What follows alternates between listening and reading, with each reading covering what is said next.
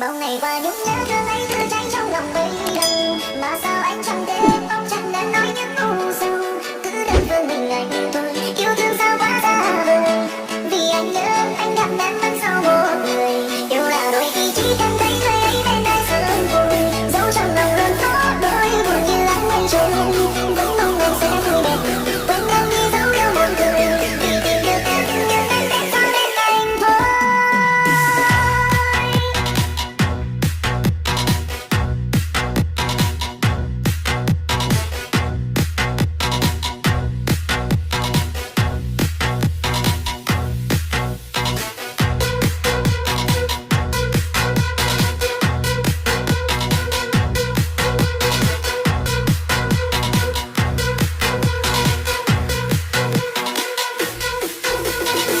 Đã có bao giờ em từng nhìn lại về phía sau,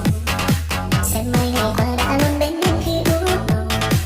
để thấy một người đã không ngần ngại và cố gắng làm tất cả những gì để em thấy luôn vui.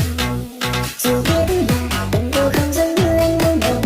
dù biết là trái tim anh giờ tìm về ai thôi, nào muốn rằng mình là người đến sau anh như vậy, nhưng tình yêu mà vì em vẫn chấp nhận. Bao ngày qua nhung nhớ thương ấy cứ cháy trong lòng mấy lần, mà sao anh chẳng thể không chẳng đã nói những nụ sầu, cứ đơn phương mình ngày thôi yêu thương sao quá xa vời. Vì anh nhớ anh gặp em vẫn sau một người, yêu là đôi khi chỉ cần thấy người ấy bên ai sớm vui, dẫu trong lòng luôn có đôi buồn như lắng mây trôi, vẫn mong em sẽ vui đẹp quên em đi dẫu yêu một người, vì tìm được em nhưng anh sẽ sao đến anh thôi.